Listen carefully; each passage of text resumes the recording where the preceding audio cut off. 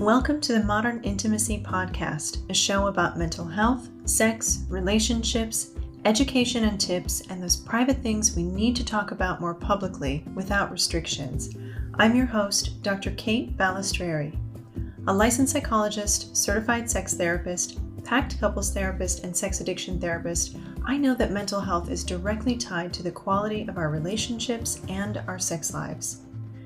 I'm passionate in my desire to smash stigmas and shine a light on societal issues that may be negatively affecting our lives, relationships, and sexuality. During this podcast, I will also give you practical answers and insights to questions you've been wondering about. We should all have fulfilled, happy lives, and we get there by erasing shame, consciously digging deeper, building healthy connections, and by getting curious together. Thanks for joining me. Let's get started.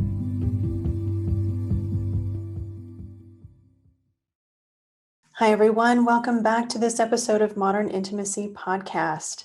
I'm your host, Dr. Kate Balestrieri, and today with me is Raquel VanLoon, one of our clinical associates on the Modern Intimacy team.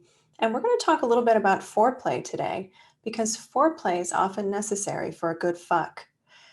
I wanted to talk about foreplay specifically. It is one of my favorite F words, but I wanted to talk about it with you today, Raquel, because so many folks, I think somewhere in the back of their mind, know that it's important. And yet, when it comes to moments of being sexual, it doesn't always get enough airtime.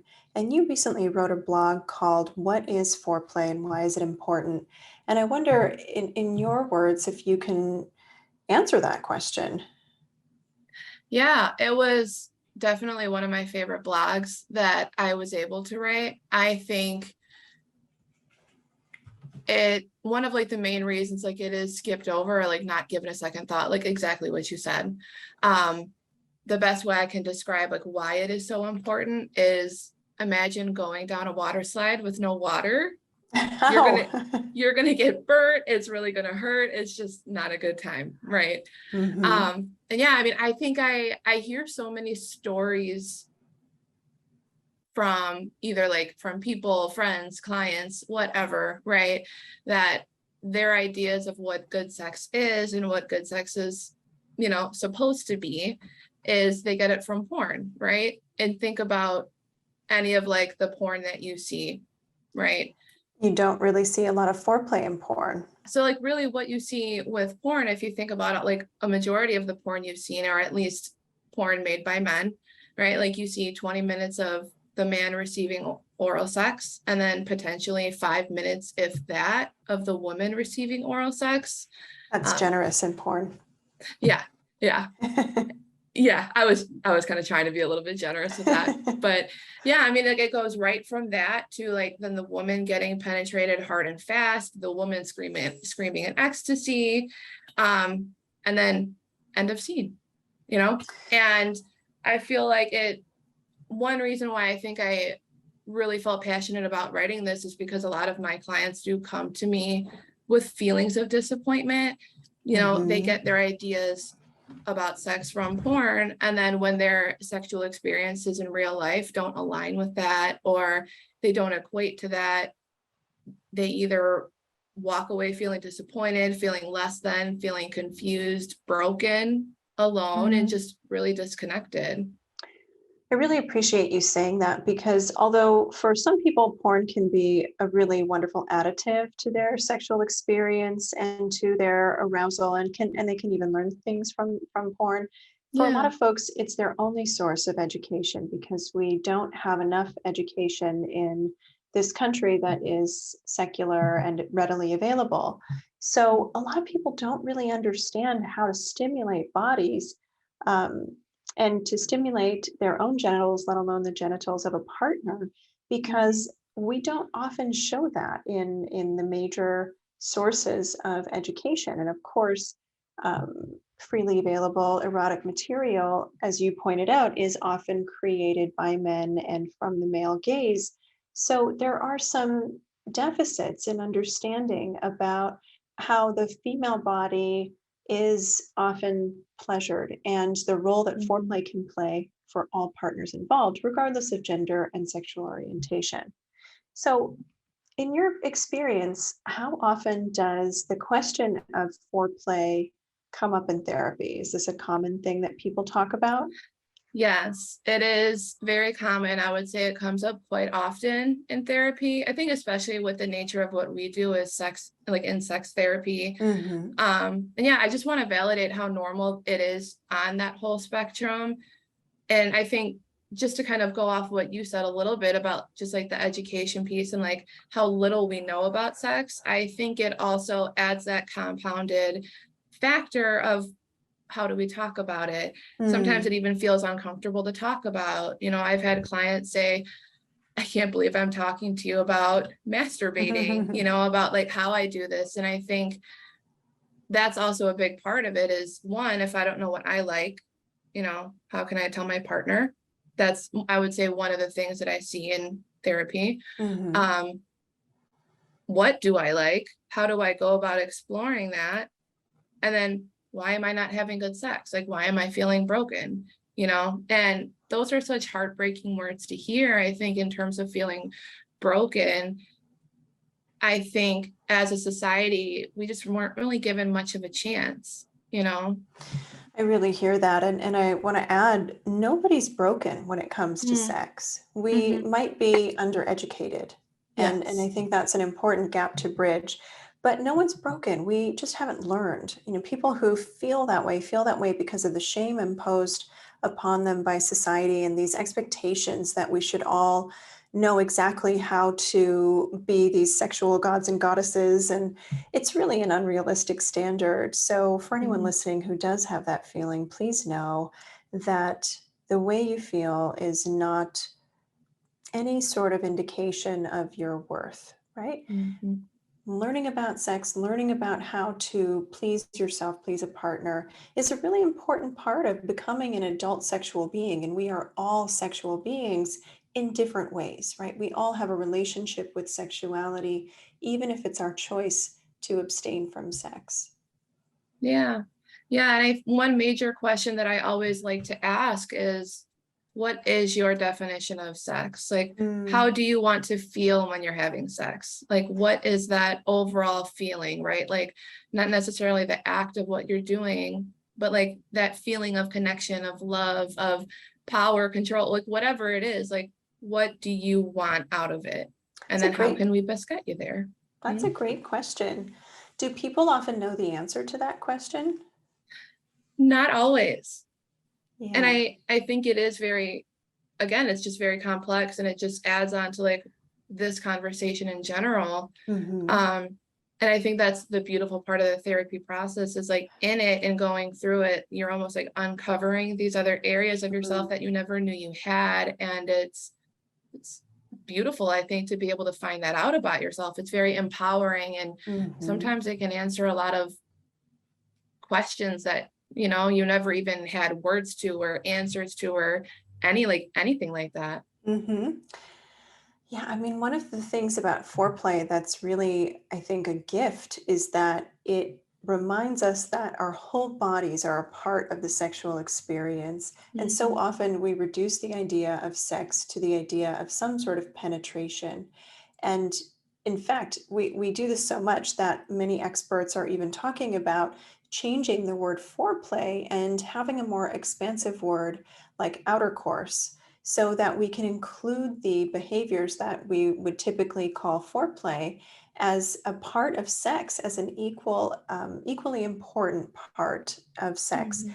and decenter the experience of penetration to take pressure off of people for erections and take pressure off of people for achieving an orgasm in that way, and Mhm. really create more opportunities for pleasure. So when I'm talking to people or couples about foreplay and outer course, I'm really trying to help them understand the whole landscape of their body and their mind during a sexual experience.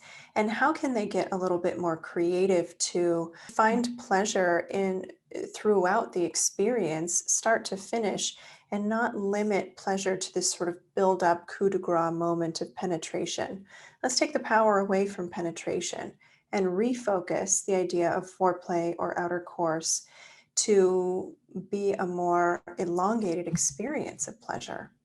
Yes, I love that so much. And I think what it is along with the outer play, part of the book that we're reading in modern intimacy right now, like as a part of our book club, is the book She Comes First by Ian Kerner. Mm-hmm. And he also tries to steer away from foreplay and change like that language into the word core play. And I love what you're saying, because I think so many people, like, yes, there's so much anxiety that comes with, is my erection hard enough?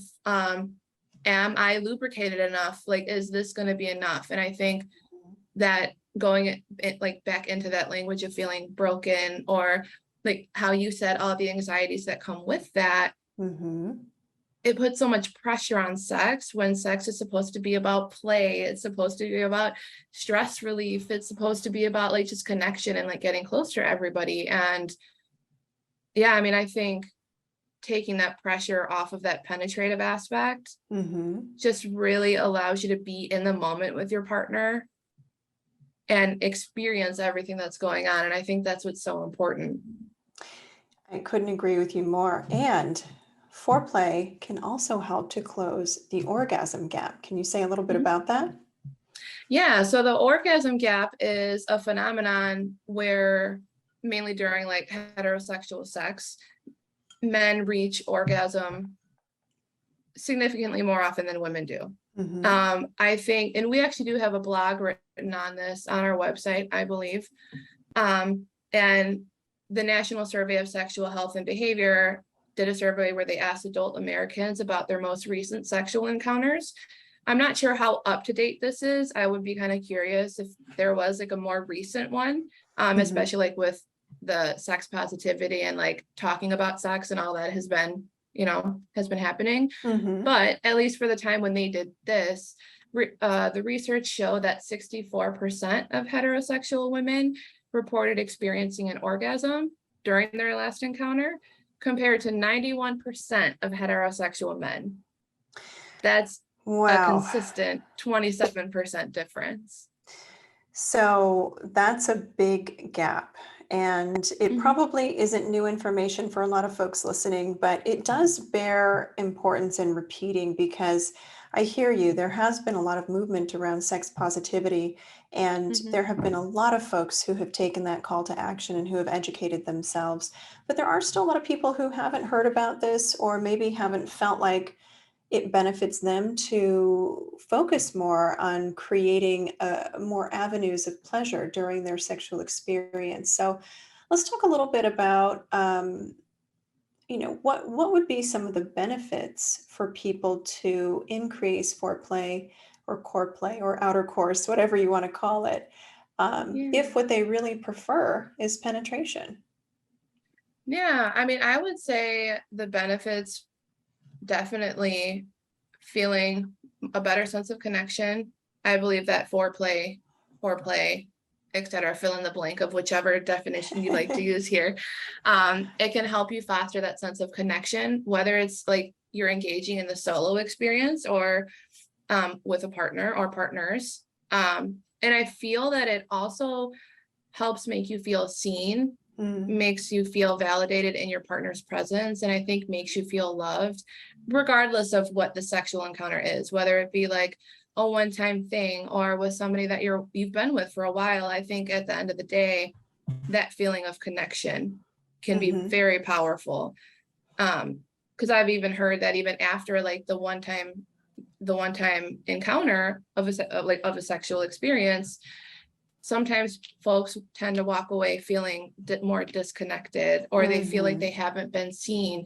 And again, that's why these conversations of, this is what I like, is this okay with you? Would you be open to doing this? Why it's so important.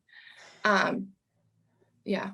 I really like what you're saying. And I might just add to that, a lot of what I hear from a lot of cishet men and cishet women is that in more casual encounters, there's typically less foreplay.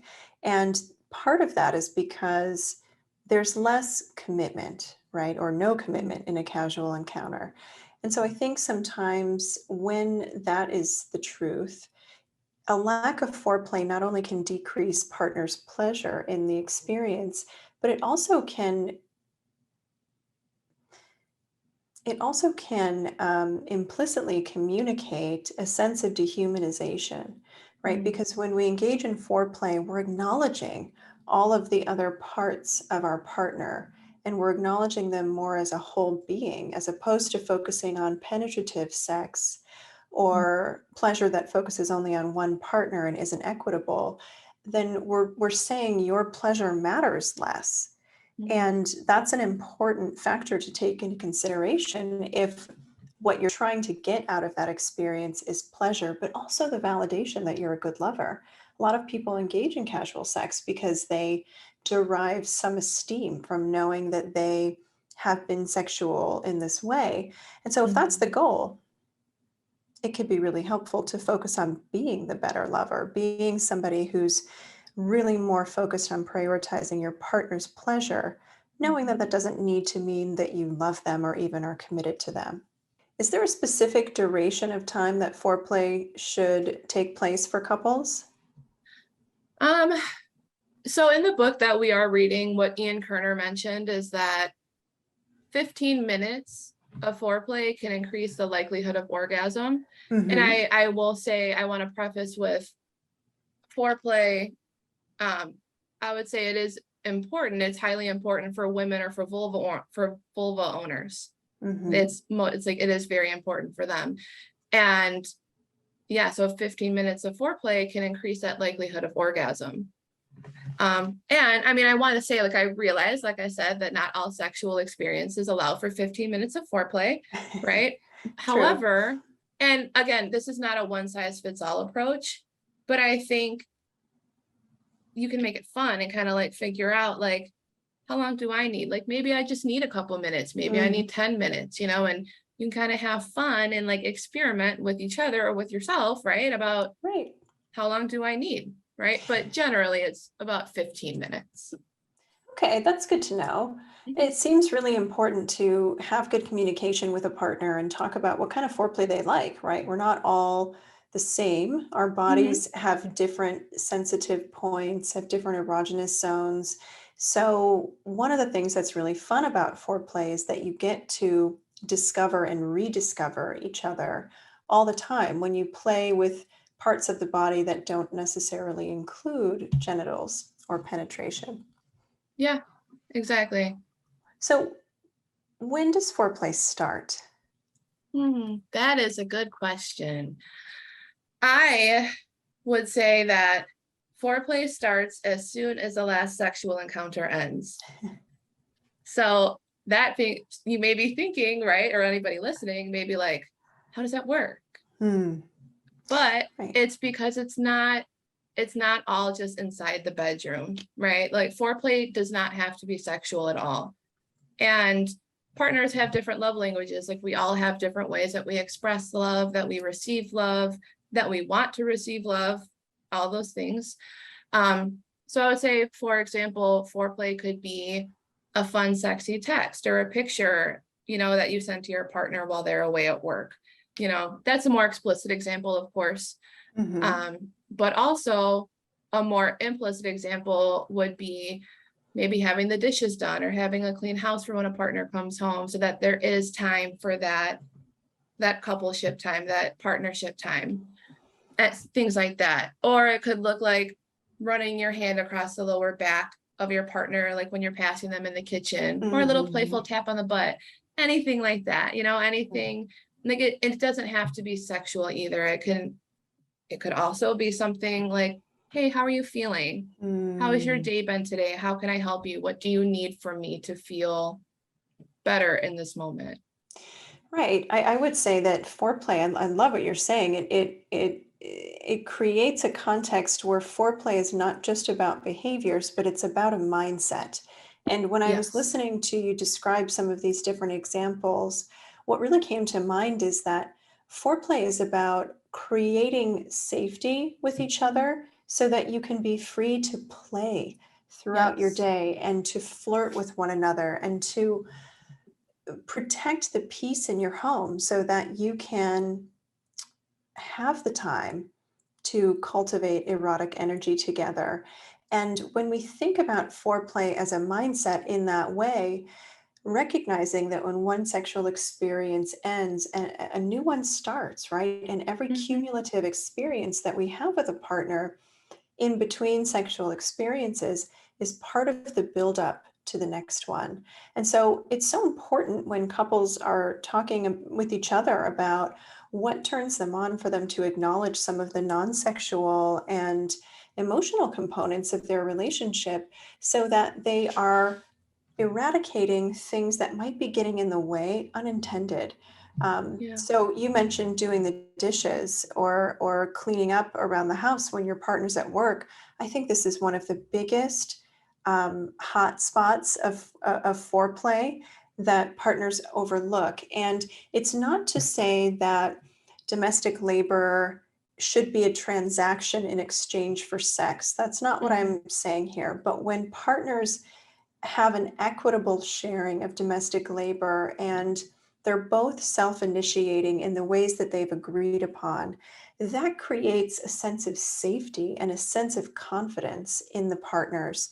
And because women are so often laden with that domestic labor implicitly and as a default, it can sometimes be a pretty hot button issue with partners when they start asking for help. Um, which they shouldn't have to ask for help, right? The partners who Mhm. live in a home should be active participants in their home. And so I think this is one of the biggest underrated places for people to begin in mental foreplay is to identify things that need to be done around the home, take action, do them, and talk with your partner about how to create an equitable situation at home so that there is time for both of you to let your hair down, so to speak, and to create more opportunities for touch, sexual or non-sexual touch. Yeah, I love everything of what you just said. And one of the main words that stood out for me, words, I would say, would be time and safety. Mhm. Like in kind of in going along with what you had said, with other things like chores, all those things being done, right? There is more time because I mean, I think we all know, right? There already is such little time So in little. between work, trying to balance exercise, being healthy, being with friends, being with family. And then also, if there's kids in the mix, if there are, I don't know, just like any kind of stresses at work. And where safety comes into play with this is you're not going to feel safe to really open up and be sexual like that if Mhm. you're not in a good space mentally or like where you aren't feeling safe with your partner. So I think with that, it can, the relationship can grow when that safety is there. Yeah, absolutely. Well, let's talk a little bit about some creative ways that couples can use to spice up their foreplay. What ideas come to mind for you? Oh, I love this question. Okay, so there's a few things that I really have in mind that come to mind when you first ask this. I would say prepare the room for sex. I think Mm. that can always be a good thing, What does depending that on like, mean? yes, that is a good question too. So what comes to mind for me when I think of that is you brought up a really good point, I believe, at one other discussion that we were having of either setting it up to potentially look like a hotel, like setting up your bedroom, right? Like maybe if you have kids and you're not feeling like you're trying to be sexual, like you can't get into that mode when you see pictures of your kids. Maybe when your partner gets home, put the pictures to the side for the night, get new sheets on the bed, light some candles. If you're really romantic or your partner's into that, maybe put some rose petals, set some music, anything like that. I think for me, when I say prepare the room, it's almost like you're preparing a scene again for comfort, safety, love, Mhm. connection, for all of those components to like Mhm. add up into like one thing. Yeah, I really like that. And it's so funny. Some people might love rose petals. Some people might think that's pretty basic. Whatever, Yes. whatever works for each couple is really important. But I think what I'm hearing there is learn about what allows your partner to feel in the mood, and then prepare the Mm-hmm. room for that. So some people might like to have the TV on, right? They might like to watch porn together. Some Mm-hmm. people might need to have the TV off to create more ambiance for sex. So pay attention to each other and really be intentional about creating space for eroticism so that your space is there and it's available when the mood strikes, and it isn't a daunting task to look around the room and put away the laundry or turn the TV off, or all the things that can sometimes leave our rooms, our bedrooms, feeling like a multi-purpose room. Right. Yes, exactly. Mhm. And I mean, even going off of that, communication is on my Mhm. list, right? Of even how to spice up the foreplay, just in terms of having those open, honest, non-judgmental conversations about your Mhm. wants, needs, and desires, both in and out of the bedroom, Mhm. because that can also like lead up to the safety, lead up to the feeling of comfort, Mhm. and all of that. And exactly how you said, learning about your partner and learn what turns them on, learn what turns them off. That's the best way to really show up, I think, for yourself and your partner in that Mhm. moment. Absolutely. I think one thing that's so great about foreplay, I think I said this before, is that our bodies are so different, right? So Mm-hmm. everyone's erogenous zones are different, and what turns you on and which erogenous zones feel activated might change from day to day depending on your Mm-hmm. mood, how you feel in your body, how tired you might be, what you're wearing, whether or not you've showered, all the things. Mm-hmm. So it can be really awesome and fun to play with different parts of each other's bodies, like Mm-hmm. do some experimentation. See if your partner is somebody who responds really well to gentle stroking on their back, on their low back, their upper back, on the sides of their back. Be creative in terms of touch and learn about what lights them up. It may be Mm-hmm. that nothing does on that area of their body, but that's okay. It's a great way to stay connected through touch and also to just stay curious with each other. Exactly. And with that, even if your partner isn't responding, you're still learning because Mm, you know what they don't like, and you're right. able to figure that out without that kind of conversation. It's like Mm, those nonverbals are also very important to hone in on and really recognize how your partner reacts, because their body will respond. mhm. You will be able to know that. So true, so true. I wonder, what are your thoughts on if people should use sort of slow movements or faster movements when they're exploring each other's bodies, and why? The way that I look at that, I feel like you can't go wrong if you start slow, right? You start slow and apply more pressure, whether that be with touch, anything like that, right? And depending on how they respond, or maybe you can even ask, oh, how is this feeling? Is this too much? Is this too fast? Do you want me to slow down? Do you want me to take some pressure off? It's that slow buildup, that slow lead in. And Mm, I think with that, that's like the safest route to go. And of course, having conversations with your partner of, do you like, maybe if you like it a little bit rougher, if you like more pressure, which with whatever it is, right? mhm. That's how you learn too. Yeah, you can't unring a bell, but you can Hmm. slowly lead up to the ringing of the bell. So I think Hmm. going slow is a really important step when you're trying something new. Once you know what your partner likes, that's a different story. If they say, I love it when you stroke me really quickly here or with a lot of pressure there, then you know and you've got that data. But working foreplay in a way that builds anticipation is a Hmm. big part of what can lead to some pretty explosive orgasms. Yeah, yeah, I agree.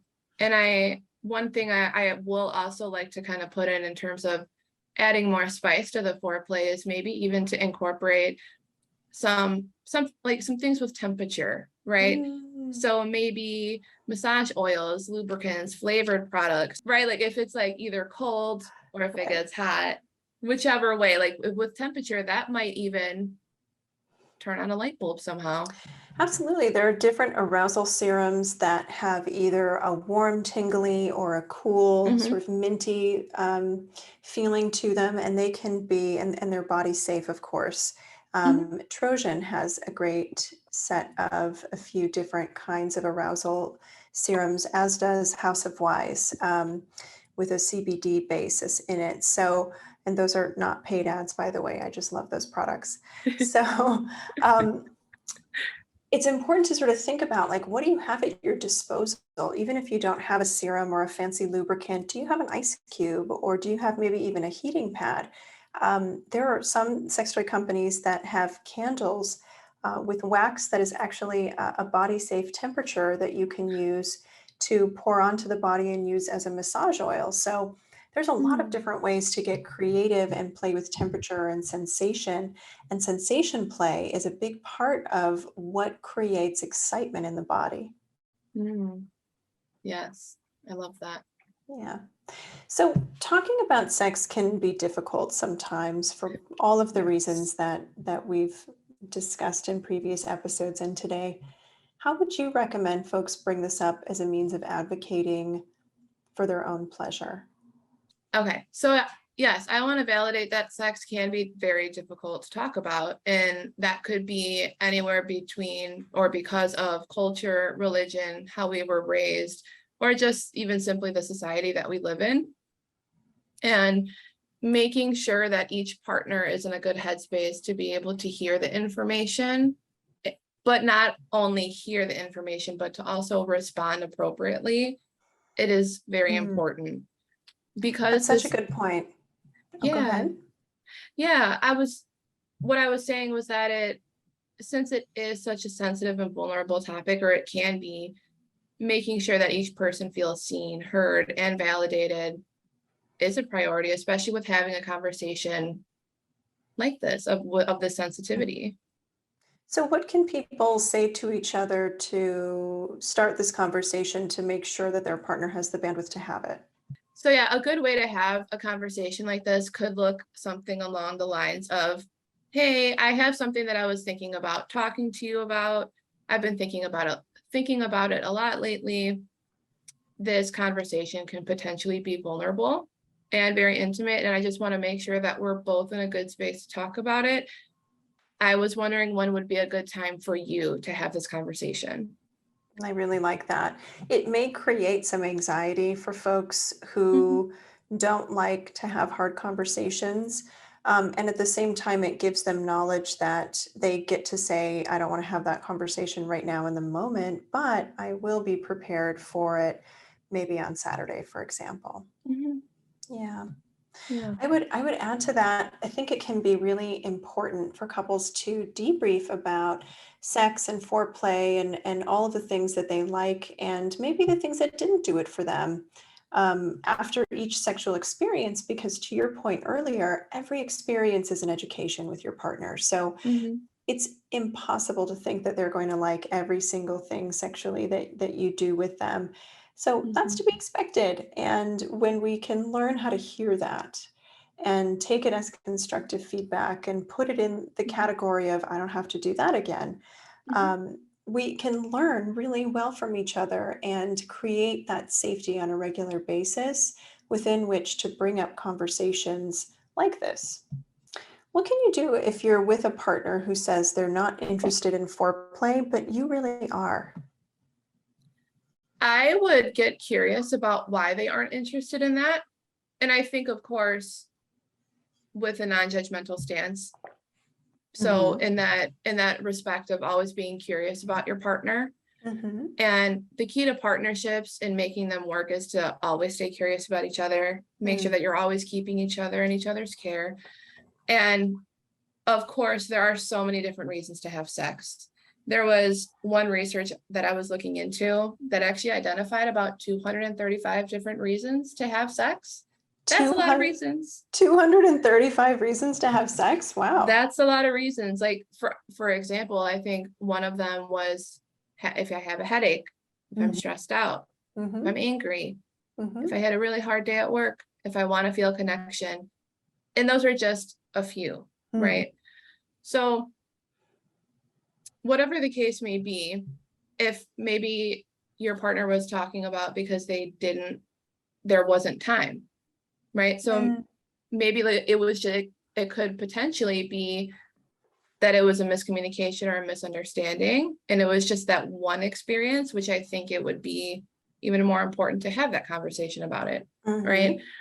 And I think everybody also has their different definition of sex and the sex that they want, you know, so if you aren't sure where to begin, having that conversation can really help. Absolutely. As we said before, not everyone loves foreplay, and that's okay. But if you're with a partner who does really love it and who really wants it, it's important to think about how you can create a space for mutuality, right? And what kinds of foreplay might you be interested in or willing to do to help your partner experience pleasure in a way that is meaningful for them and allows you both to get what you need from that sexual experience. Yeah. And I would say it's like, if this does actually end up being a pattern, and if there is just maybe that person just isn't into the foreplay or that specific kind of foreplay that, you know, that other partner is specifically interested in, this would be the perfect time to be curious and learn more about your partner. And like you said, find out what they do like. There is the dual control model, right? That would be a perfect time to kind of even bring this up. The dual control model, go ahead. No, go ahead. Yeah, the dual control model was created by doctors John Bancroft and Eric Johnson. And Emily Nagoski actually also talked about this in her book, Come As You Are. So to put it plainly, there is a sexual inhibition system and a sexual excitation system inside all of us. And it is unique and different to everyone. Everybody has different fingerprints. There's not one that's exactly the same. So think about your internal, the excitation and inhibition system. So again, plainly, what turns you on and what turns you off. Everyone's is different, and it can change depending on what we're going through, what time of life we are in, right? Any number of different factors can come into play. So think about it as being gas pedals for the excitation system or hitting the brakes for the inhibition system. And this can even be done on a fun date night with your partners, right? You know, it can be an opportunity to learn more about each other, and it's very deep and intimate. And of course, this can be that based off of that question that I had asked, like, is now a good time to talk about this? Are you in a good headspace to talk about this, right? And yeah, I mean, maybe you both have aligning turn-ons that you never knew that you had, and that could lead into the foreplay. Absolutely. So the dual control model is a really, really important thing for folks to familiarize themselves with. And there's a bunch of information online about it. Definitely in Emily Nagoski's book, Come As You Are, she articulates it so perfectly in simple language, and it's really easy to understand. But as you said, it's about learning about what turns us on and what shuts down our arousal. And typically people have more things that actually inhibit or shut down their arousal. So for some folks, not engaging in foreplay might inhibit their arousal because foreplay signals to them that they are cared for, desired, wanted, that they have time to warm up to arousal. So for some people, foreplay might be in inhibition, right? It might feel disinteresting to them. So it shuts down their ability to be fully aroused. And so when couples are talking about these discrepancies of desire, it's so important to remember that we are unique in our sexual arousal. And there's no shame in that, right? Your arousal is going to look different than your partner's arousal. And that's a good thing because you can learn from what turns each other on, and you can learn about things about yourself that you never even knew were a part of your arousal template or could become part of your template. Yeah. And I also want to kind of add on to that is it may look different, and that's okay. You know, there is no shame in that at all. Everybody's different. Everybody has different likes, different dislikes. And I think that also kind of goes with don't yuck my yum, right? Like I have this interest over here and you have that interest over there, and that's okay. If we don't align, we just don't incorporate that into our play together. Yeah, or if either partner feels okay with doing that, maybe they can incorporate it. They don't have to always like the same things, but can you Mm-hmm. like your partner being turned on by something? Now, that's not to say anyone should cross their own boundaries and do something that they're uncomfortable doing. But for Mm-hmm. folks who are neutral about something and they want to be open to doing that with their partner, that's accessible too. Intimacy starts with being curious. At the end of each episode, I'll be answering your questions. I love interacting with all of you, so please keep the questions and comments coming via TikTok, Instagram, our website, modernintimacy.com, or email questions@modernintimacy.com. I'll include your name to the question unless you ask me not to. So tune in to hear if your question gets answered here or on any of our social media channels. Let's get curious together. So are you ready to answer a question? We had a question come in on social media about foreplay and about sex in general. Are you ready? Yes, I'm ready. Okay. So this person writes, we've had many conversations about each of our sexual needs, but there has been no change. How do we get through this obstacle? Wow, that's such a great question and something we hear so frequently in couples therapy. Yeah, and I can imagine how hard that is too, Mm-hmm. to kind of be in that space. Mm-hmm. It reminds me of one of our previous discussions that we had earlier of being curious, right? Kind of wondering why. I like to call it rolling with the resistance. Mm. Like I wonder, I wonder what it would take to get you here. Is there anywhere in here that we align with, anywhere that we don't align with, and where can we meet in the middle? Or even in general, like before that, I feel like I definitely just like way jumped ahead, right? But before that, even just, well, what's going on? Can you tell me a little bit about what this means for you to not want to engage in this, for things to not want to change, right? Because I think that's a statement in itself. I think so too. And it's so important when couples talk about their sexual needs. It's one thing to acknowledge their sexual needs and wants and their desires, but when they're not addressing any underlying dynamics in the relationship, it can make it difficult to create space for the fulfillment of different sexual needs or a change in sexual behavior. So I love what you said about rolling with the resistance. I would really look at this as an opportunity to think about what else might we need to address in our relationship that might be getting in the way of us feeling free enough to explore changing up our sexuality together or changing up our sex play. Sometimes there are a lot of fears. There's maybe financial fear, or there's a lack of emotional safety. Sometimes there's resentment that needs to be fleshed out a little bit and resolved. Sometimes there's conflict that hasn't been repaired, and it makes it difficult to think about being generous with our partners when there's inadequate repair.